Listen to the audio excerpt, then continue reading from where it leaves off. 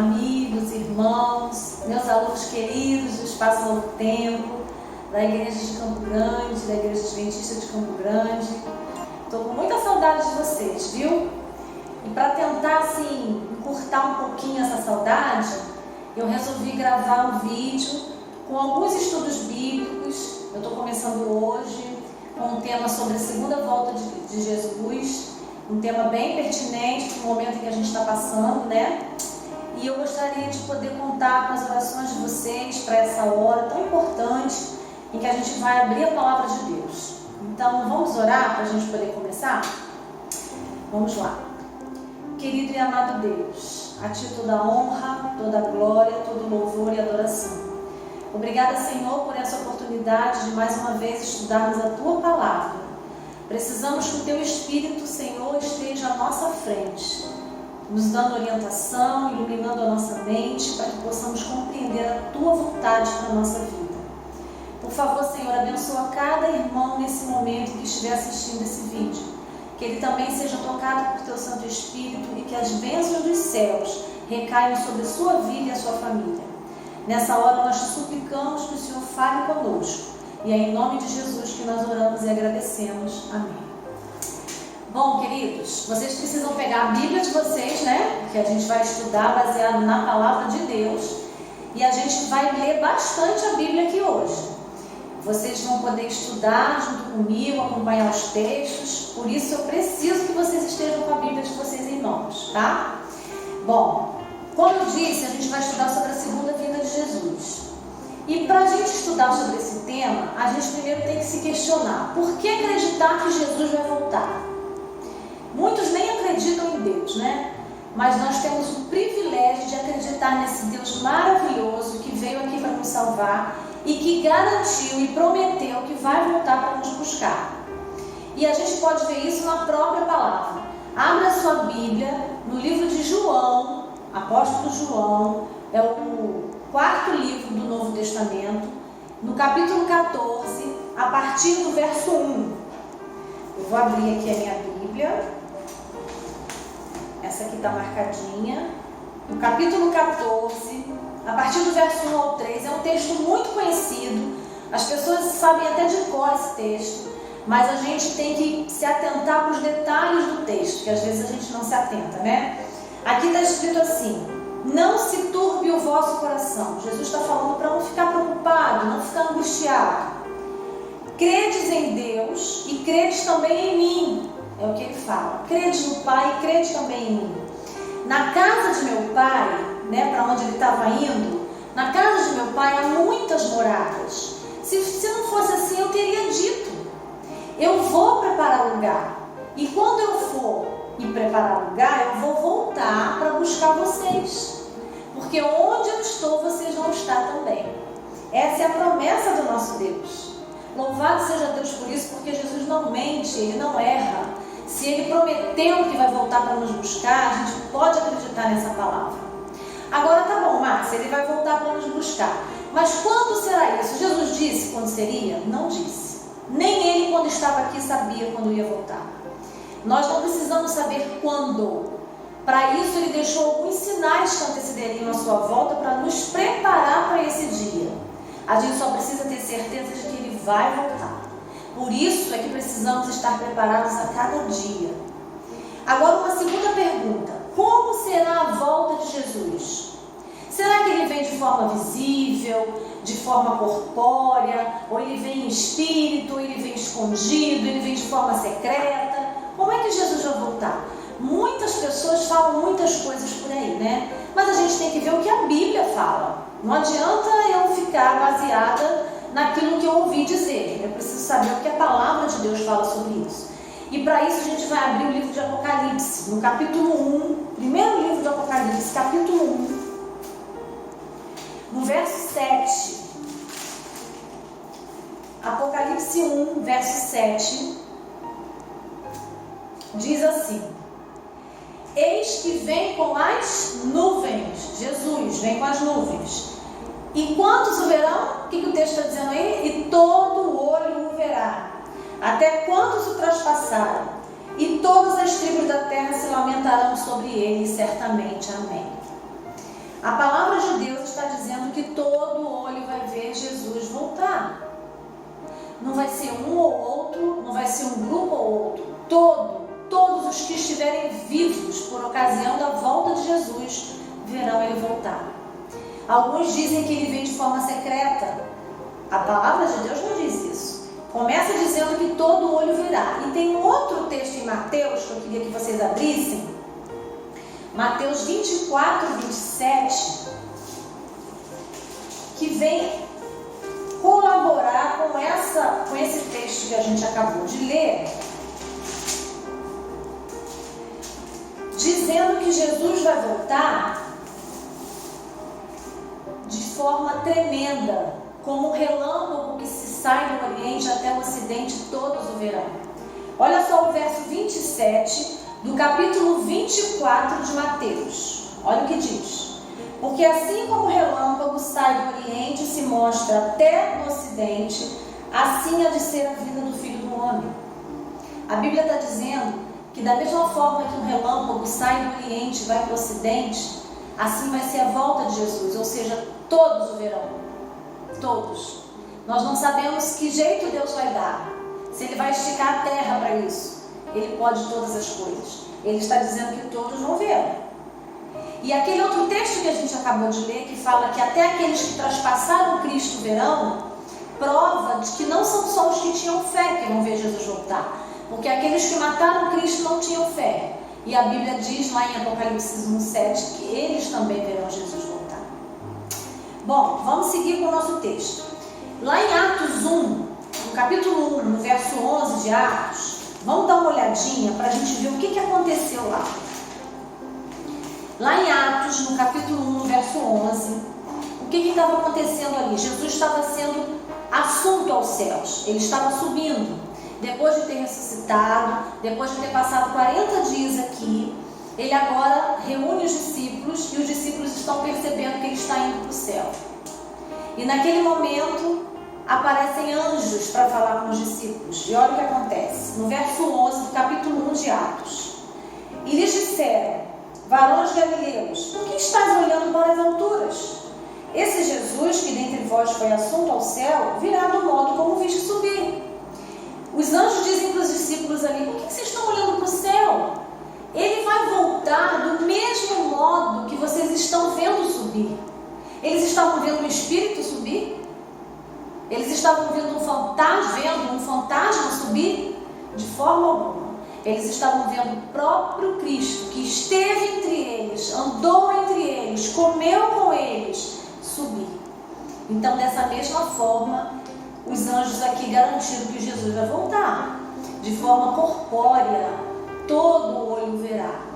Então, não há mais dúvida sobre isso. Jesus volta de forma corpórea, visível, e todo olho verá Jesus voltar. Vamos seguir aqui no nosso estudo. Quem vai acompanhar Jesus na sua volta? Será que ele vem sozinho? Ele vem acompanhado? Como é que vai ser? Vamos abrir a nossa Bíblia em Mateus 25. Volta aqui um pouquinho. Mateus 25. No verso 31. Mateus 25, 31. Olha o que diz aí, no verso 31 de Mateus 25. Quando vier o Filho do Homem na sua majestade e todos os anjos do céu, todos os anjos com ele, então se assentará no trono da sua glória. A Bíblia está dizendo que ele volta como? Sozinho ou acompanhado? Acompanhado, né? Quando vier o Filho do Homem na sua majestade e todos os anjos com ele, ou seja, o céu vai ficar vazio quando Jesus voltar para nos buscar. Tremendo, maravilhoso, vai ser um evento tremendo. Todo o céu está à disposição de Cristo e até nessa hora eles se unem para nos buscar. É tremendo, né? Deus é maravilhoso mesmo. E por que será que Jesus vai voltar? Tem um motivo pelo qual ele vai voltar? Para nos buscar? É, para nos buscar sim. Mas além disso, a Bíblia mostra mais algum motivo pelo qual Jesus vai voltar para nos buscar? Abre a sua Bíblia em Mateus 16, verso 27. Volta um pouquinho aí, ó. 16, 27. Jesus vai voltar? Porque o Filho do Homem há de vir na glória de seu Pai, com os seus anjos, mais uma vez afirmando que ele vem com os anjos, e então retribuirá a cada um conforme as suas obras. Jesus volta para retribuir a cada um conforme aquilo que fizeram, as escolhas que fizeram aqui. Eu volto a dizer o que eu sempre digo para vocês aqui na classe. Nós somos salvos pela graça e unicamente pela graça de Cristo. É um favor que não merecemos, mas nós somos julgados pelas nossas obras. Então a obra tem um papel importante sim na vida do cristão. E lá no livro de Apocalipse 22, no verso 12, é repetida a mesma promessa. Lá no último livro da Bíblia, Apocalipse 22, no verso 12. E eis que venho sem demora, e comigo está o galardão é recompensa, que tenho para retribuir a cada um segundo as suas obras. Mais uma vez, Deus afirmando que Ele volta para retribuir a cada um segundo as suas obras, segundo as escolhas que eles fizeram aqui. Então, porque a obra acompanha a vida do salvo, a obra nada mais é do que uma evidência da salvação em Cristo Jesus. O salvo, ele pratica boas obras por amor a Cristo que já o salvou e não para ser salvo, não é? Mas vamos prosseguir aqui no nosso estudo. O que ocorrerá no dia da volta de Jesus? Agora vocês têm que prestar bastante atenção, porque vamos supor que Jesus voltasse hoje. O que aconteceria, não é? Vamos prestar atenção, porque vão acontecer algumas coisas no dia da volta de Cristo, e isso tem que ficar bem claro na nossa cabeça. Muitas pessoas fazem confusão a respeito disso. Vão existir dois tipos de pessoas, os que estarão vivos e os que estarão mortos. Mas nos vivos, no grupo de vivos, vai ter vivo ímpio e vivo salvo. E no grupo de mortos também tem morto salvo e morto perdido, não é? Ímpio. Vamos ver então o que vai acontecer com o grupo de justos vivos. Quem for justo, a Bíblia chama de justo todo aquele que aceita Jesus e é fiel. O que vai acontecer com esses justos que estiverem vivos por ocasião da volta de Cristo, no dia que Jesus voltar? Abre a sua Bíblia em 1 Coríntios, capítulo 15, do verso 51 ao 53. 1 Coríntios 15, do verso 51 ao 53. Olha o que diz aqui. Eis que vos digo um mistério, nem todos dormiremos. Paulo aqui se referindo à morte, né? Porque ele compara a morte com o sono. Mas transformados seremos todos, no momento, num abrir e fechar de olhos, ao ressoar da última trombeta. A trombeta soará, os mortos ressuscitarão incorruptíveis e nós seremos transformados. Porque é necessário que este corpo corruptível se revista da incorruptibilidade e o corpo mortal se revista da imortalidade. Paulo fala aqui que quando Jesus voltar, aqueles que estiverem mortos vão ressuscitar. Mas mais abaixo, no verso 52, ele diz que num abrir e fechar de olhos, a trombeta vai soar, os mortos vão ressuscitar e nós seremos transformados. Esse nós, ele está se referindo aos vivos, porque ele estava vivo quando escreveu isso aqui. Então ele vai dizer assim: nós que estamos vivos seremos transformados. Os mortos ressuscitam transformados, mas nós que estamos vivos também seremos transformados. Então os justos que estiverem vivos por ocasião da volta de Jesus vão ser transformados, vão ter o seu corpo transformado. A natureza pecaminosa vai ser retirada e nesse momento nós vamos ser glorificados. Vamos ter o mesmo corpo que Cristo tem. Ele não vai voltar na sua glória, nós vamos ter esse mesmo corpo glorificado. E os mortos já ressuscitam transformados também. Aqui nesse texto a gente já pode ver os dois grupos, tanto de mortos como vivos justos, né? Os dois são transformados. Sendo que nós vamos ler um texto mais à frente que mostra que quem está morto não vai, quem está vivo não vai na frente de quem está morto. Primeiro eles ressuscitam, são transformados, depois nós somos transformados também, e aí sobem todos juntos. Querem ver? Vamos abrir a Bíblia em 2 Tessalonicenses. 1 Tessalonicenses 4, 15 e 16. 1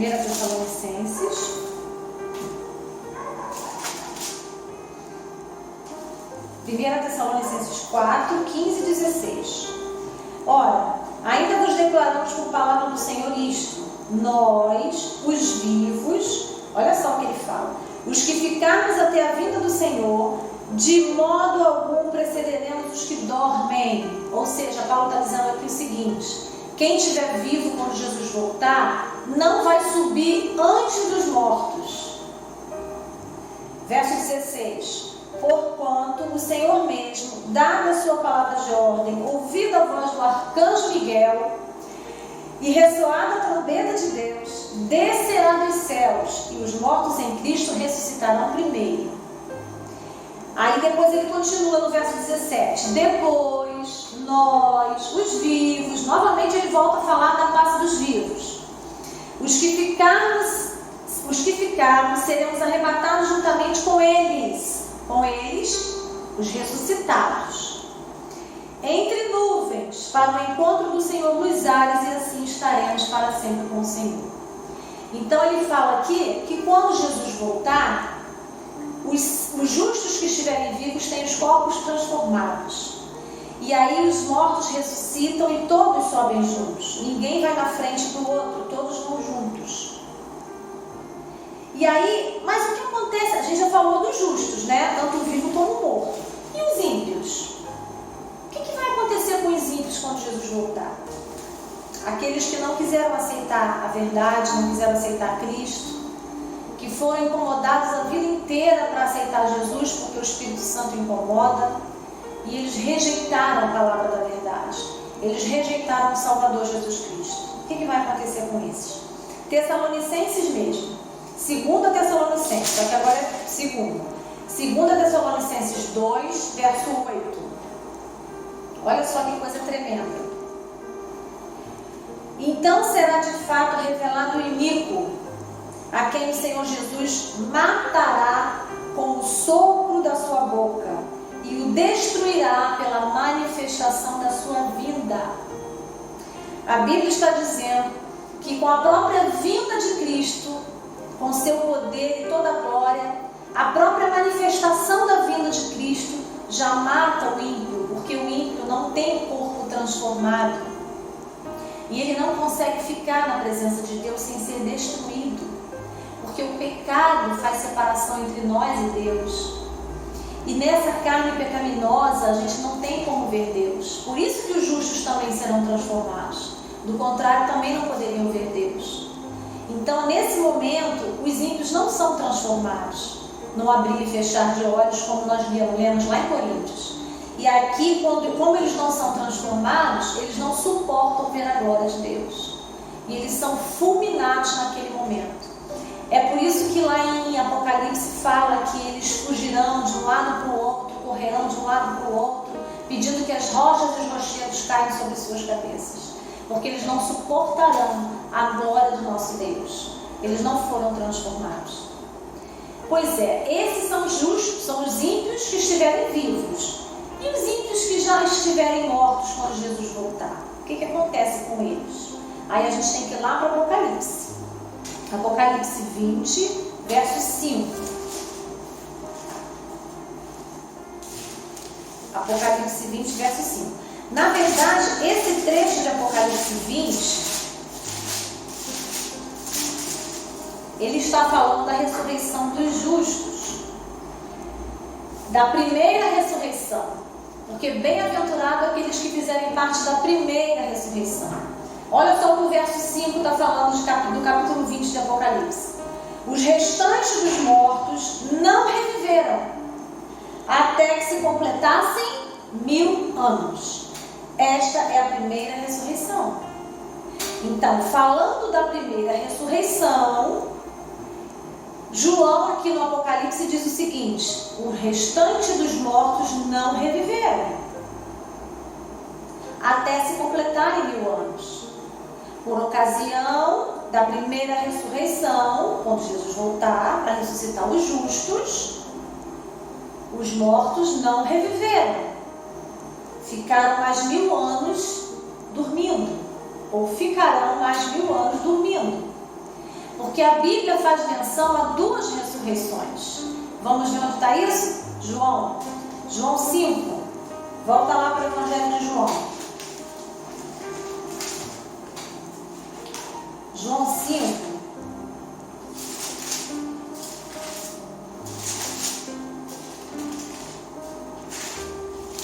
João 5, 28 e 29. Fala assim, olha: não vos maravilheis disto, porque vem a hora em que todos os que se acham nos túmulos ouvirão a sua voz e sairão. Aqui a Bíblia está falando que todos vão sair dos túmulos. Os que tiverem feito bem, para a ressurreição da vida. E os que tiverem praticado mal, para a ressurreição do juízo. Então aqui nós vemos 2 ressurreições. Só que esses 2 textos que nós lemos não mostram o tempo que haverá de separação entre uma ressurreição e outra. Por isso é que a gente estuda a Bíblia, um texto aqui e um texto ali. Lá em Apocalipse, que nós já lemos, acabamos de ler, capítulo 20, verso 5, complementa esse texto aqui, mostrando que, além de haver 2 ressurreições, a primeira será de justos, bem-aventurados que tiverem parte na primeira. Porque na segunda ressurreição, após o milênio, lembra que a gente acabou de ler? Esta é a primeira ressurreição. O restante dos mortos não ressuscitarão, até que se passem 1000 anos. Então vão haver 2 ressurreições. A primeira de justos e a segunda de ímpios. A segunda acontecendo 1000 anos depois da primeira. Ficou claro até aí? Então tá bom, vamos prosseguir. Nós já vimos o que vai acontecer com justos e com ímpios quando Jesus voltar. Agora que os salvos estão no céu, né? Tranquilo, depois de 1000 anos os ímpios ressuscitam para receber também o juízo. Que sinais vão anteceder a volta de Jesus? Mateus 24 está recheado de sinais que antecederiam a volta de Jesus. Mas eu quero destacar Lucas, eu não quero falar de Mateus, porque Mateus 24 são textos muito conhecidos e depois vocês podem dar uma lida. Mas vamos lá para Lucas 21. Lucas 21, no verso 25 e 26, fala assim: haverá sinais no sol, na lua e nas estrelas. Sobre a terra, angústia entre as nações e perplexidade por causa do bramido do mar e das ondas. Haverá homens que desmaiarão de terror e pela expectativa das coisas que sobrevirão ao mundo, pois os poderes dos céus serão abalados. A Bíblia está colocando aqui sinais nos céus, né? Lua, estrelas, sol. São coisas que abalariam os homens, que deixariam as pessoas tremendamente apavoradas. Será que esses sinais já aconteceram? Bom, aconteceram algumas coisas um tempo atrás, alguns anos atrás, que deixaram os cientistas preocupados. E na verdade eles não souberam explicar, cientificamente falando, o motivo da ocorrência desses fatos que eu vou falar aqui agora para vocês. A Bíblia fala também que terremotos, Mateus 24 a gente vê isso, que terremotos aconteceriam, muitos terremotos aconteceriam, que seriam um dos sinais da volta de Jesus também. Muito bem, no ano de 1755, no dia 1º de novembro, houve um terremoto em Lisboa, Portugal, onde as pessoas entenderam, os estudiosos da Bíblia entendem que esse foi um sinal que antecederia a vinda de Cristo, porque ele atingiu quase que o globo inteiro, o globo terrestre inteiro. Ele não foi grande na escala, mas foi grande em extensão, mais ou menos 10 milhões de quilômetros que ele alcançou. E tanto que por ele ter acontecido no dia 1º de novembro, no dia 2 de novembro eles decretaram o Dia dos Mortos, é por isso que se comemora o Dia dos Mortos até hoje, no dia 2 de novembro. Então esse ficou evidenciado como um sinal que antecederia a volta de Cristo.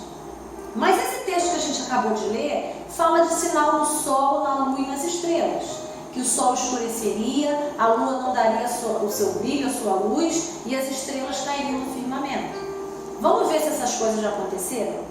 Olha aqui. O escurecimento do sol se deu no dia 19 de maio de 1780.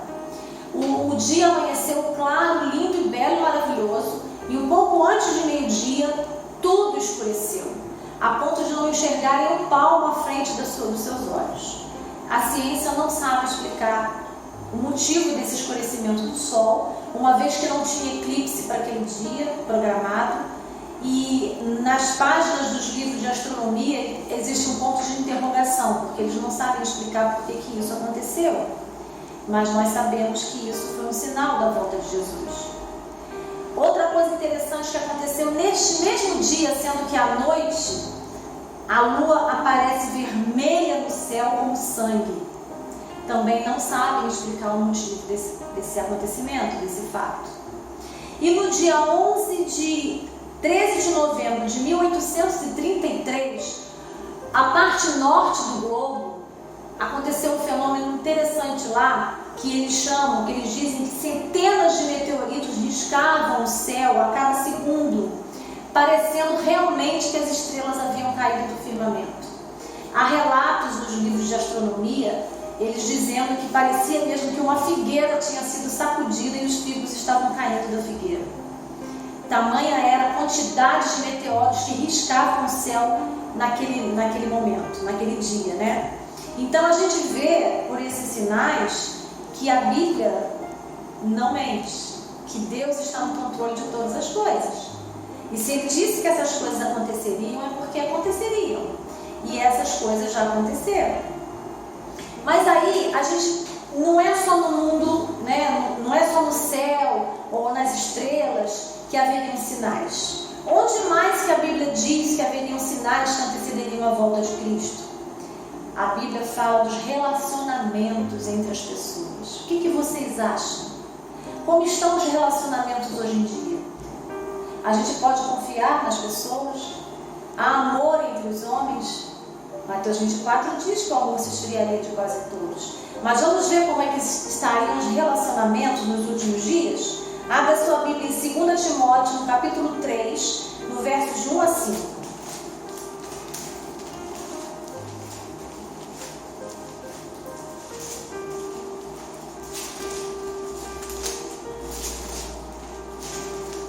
Timóteo 3,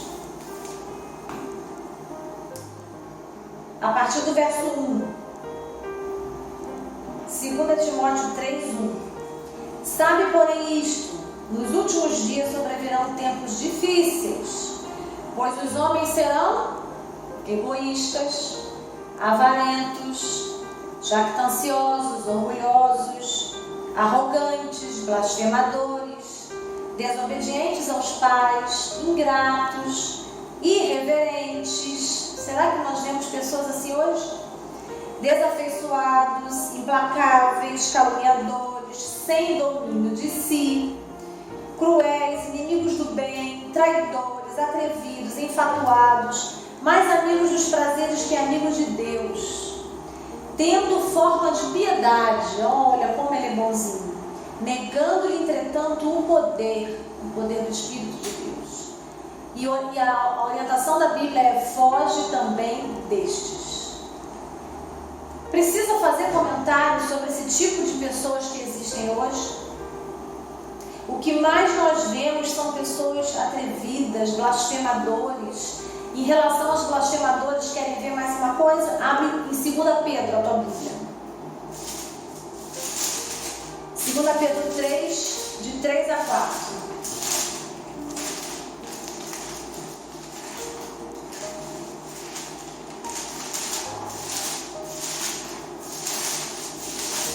Segunda Pedro 3,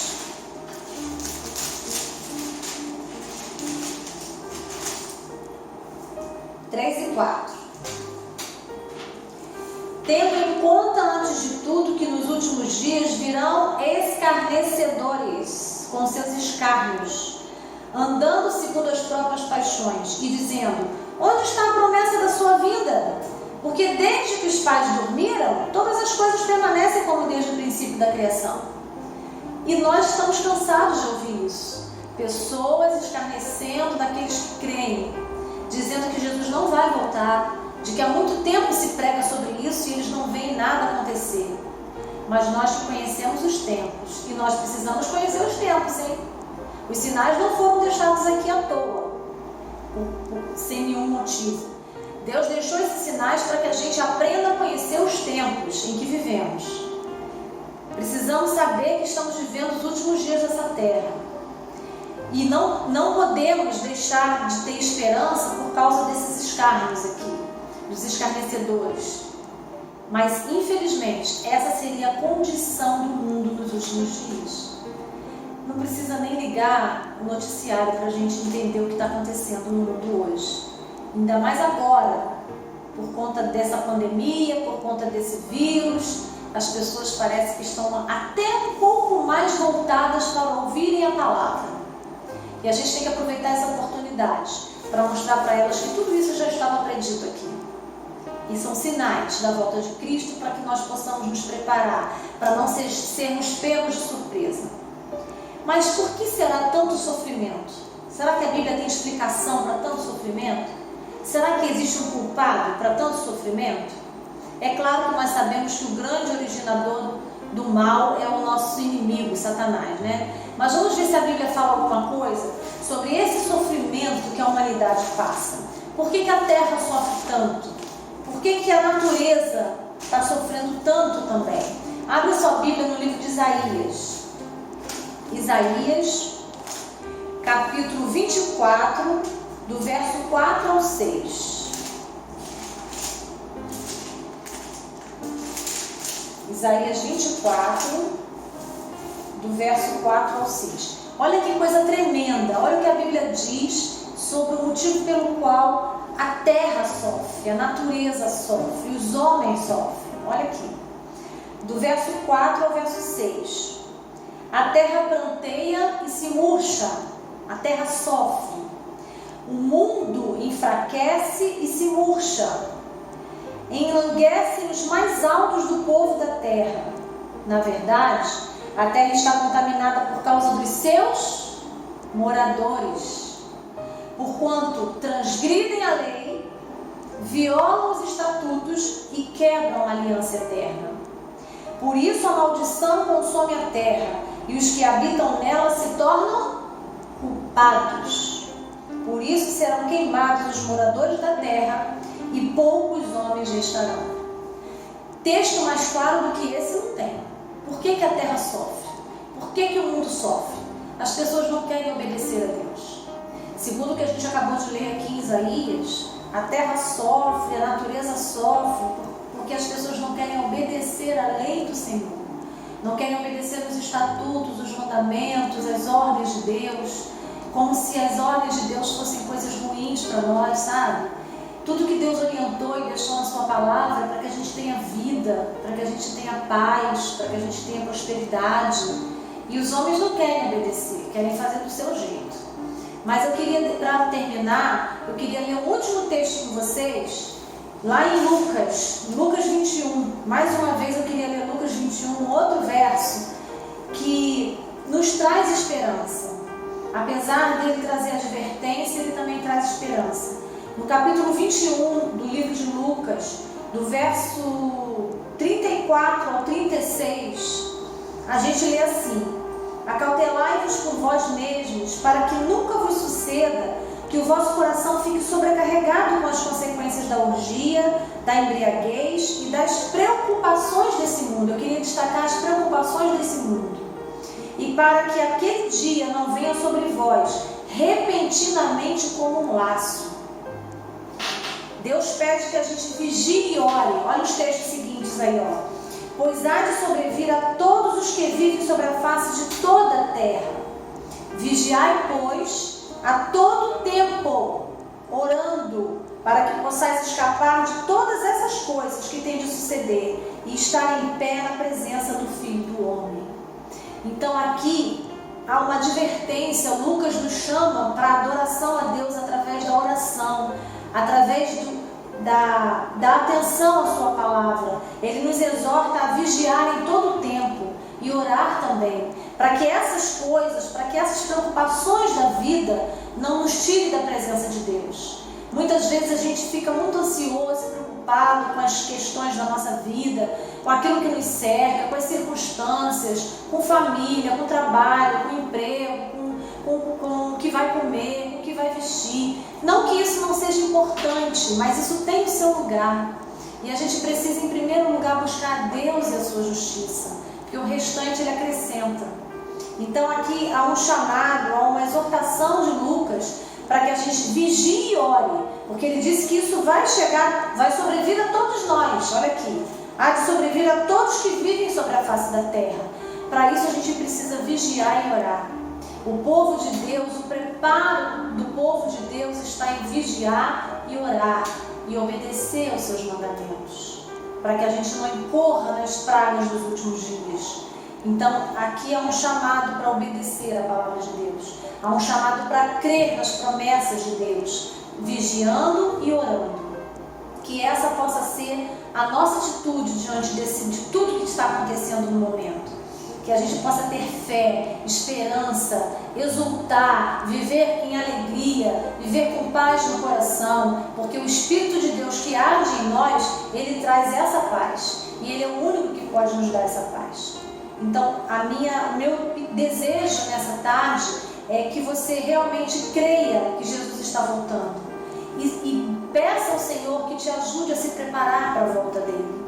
A gente não sabe o que... Eu sei que cada um tem as suas dificuldades, a sua preocupação, mas que a nossa maior preocupação no momento seja estar em fazer a vontade de Deus, fazendo a vontade de Deus. Então que a gente possa buscar o Senhor nessa hora, para entender dele, para buscar nele o que ele quer de nós, como ele deseja que a gente viva esses últimos dias aqui na terra, desesperado, como se as coisas, como se tudo fosse acabado amanhã.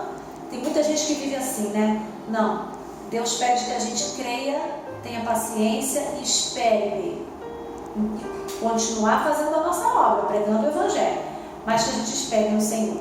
Eu gostaria de orar com você agora, para que Deus nos desse força, nos capacitasse, nos orientasse, para que melhor nos preparássemos para a sua volta. Vamos orar? Querido e amado Deus, muito obrigada por esses momentos que passamos estudando a Tua Palavra. Obrigada, Deus, porque a Tua Palavra nos conforta, nos consola, nos mostra, Senhor, que é possível termos esperança, termos fé, de que tudo isso um dia vai passar, de que está breve a sua volta, o Senhor está próximo de voltar, e nós queremos, ó Pai, nesse momento pedir que o Senhor nos prepare para esse dia. Sabemos que Ele está bem próximo, não sabemos se vamos fazer parte do grupo dos mortos ou dos vivos quando o Senhor voltar, mas acima de tudo, Senhor, nós queremos ressuscitar naquele dia, nós queremos estar contigo naquele dia, nós queremos olhar para o céu e dizer: esse é o Deus que aguardávamos. Por isso nos prepara, Senhor, por favor, em nome de Jesus. Nós te pedimos que o Senhor nos ajude, nos prepare, nos encaminhe, mostre o caminho que precisamos trilhar nessa terra, para que a sua vontade se cumpra na nossa vida. Tudo isso nós te pedimos, agradecidos, em nome e por amor de Jesus. Amém.